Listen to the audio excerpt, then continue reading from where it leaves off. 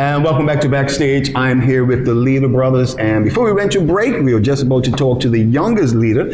This is Denton. And so, again, let's talk about it. You're growing up under the shadow of two fascinating drummers. You know, learned from your father and then passed it on to you. How was it for you growing up, being the baby of the family and having to go through this?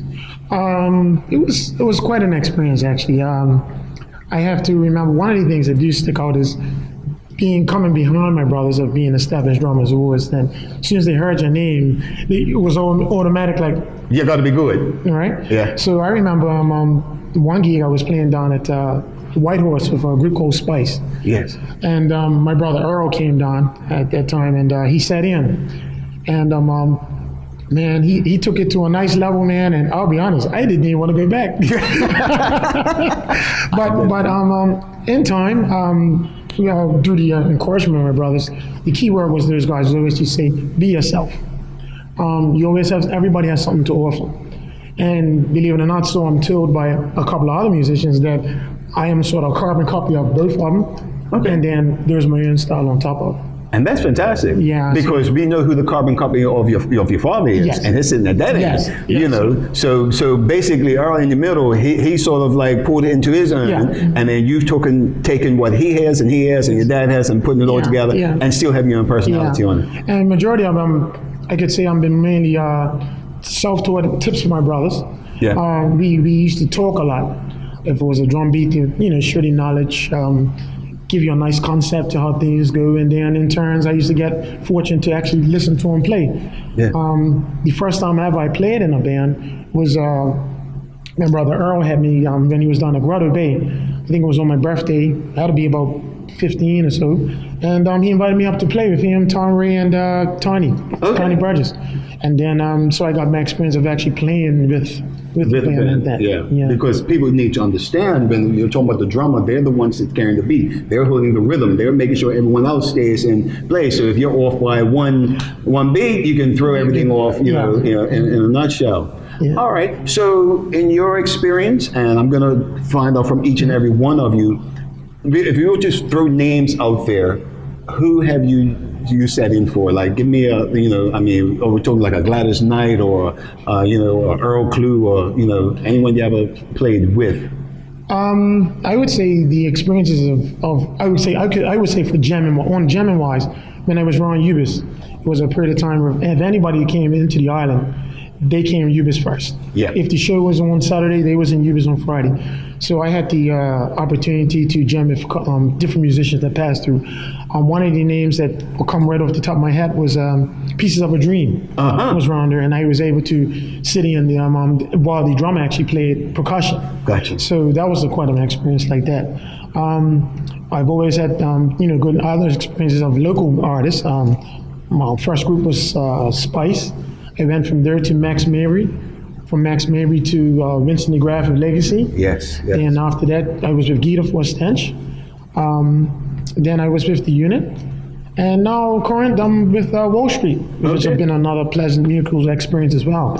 Well, because I do know one name that always comes up when people are putting the bands together.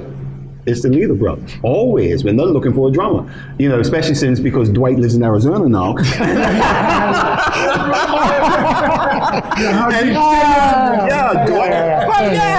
Come on, we went to school with Dwight, right? And Dwight comes back to the island every so often. We always link up, and everything. And actually, I'll be interviewing Dwight Hart in a couple of weeks, folks. Another fantastic drummer, a product of Robert Crawford music. In that regards, please pass the mic back to your older brother. No, I got to go back to him because he's coming out of Toronto. He's coming back to Bermuda. Yeah. Where are you playing while you're here in Bermuda? Well, when I came back to Bermuda, actually, Tony Burgess, my good buddy, played bass with Joe Wally Trio for many years up at the hotel. Was responsible for me for being back because I was living up there and I was coming back. I just came back for my sister got married, so I came down. My sister Diane got married, so I came down. And when I was down here, they were asked if I would like to, because apparently they were looking for a drummer.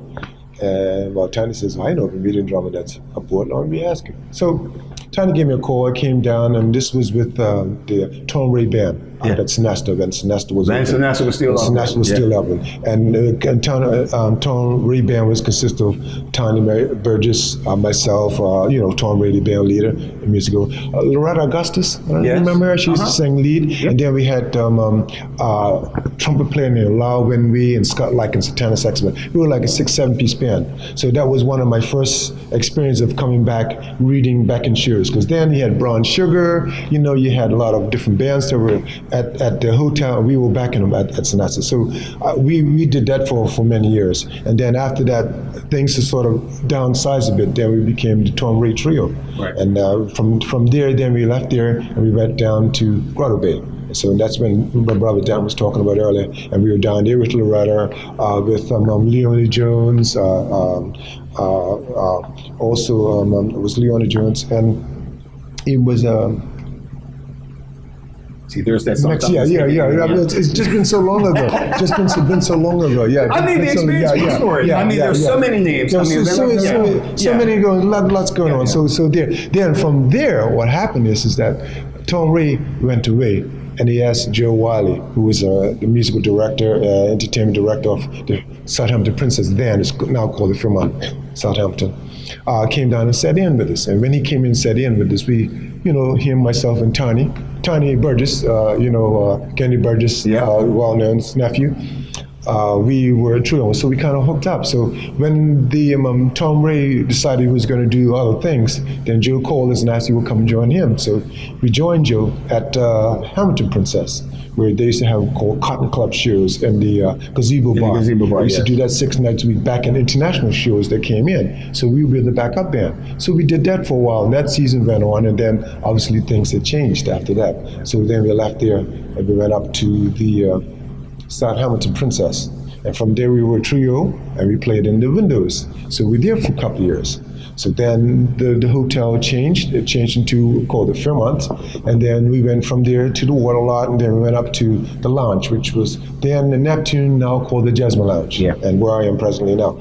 And anyway, we were there, so we went up there to play as a trio. So we weren't no more a backup group anymore. We were now a trio. So then this is where my singing actually came in, because I used to be in Canada. I used to play a lot of high energy music. So obviously coming back here in a lounge, the music is more subdued, more soft, more, so I just sort of had all this energy left. So I just kind of put that in between between playing and singing. So singing gave me another directional, area. You are the only leader brother that sings, is that correct? I'm not sure. I'm going to check. They may sing here in the show. I'm not sure. Yes, you see his reaction, right? I'm directing it to you. Not as much.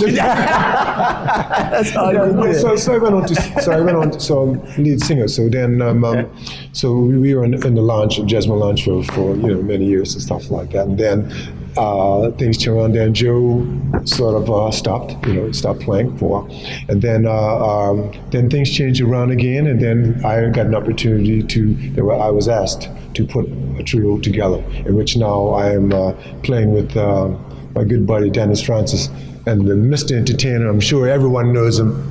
Mr. Turney Berry, yes, Entertainer of the Year in 2011, yes, Turney. So we were there up there on the weekends right now. Okay, so on that note, we'll be back right after this final segment of Backstage here at the Grand with the Leader Brothers.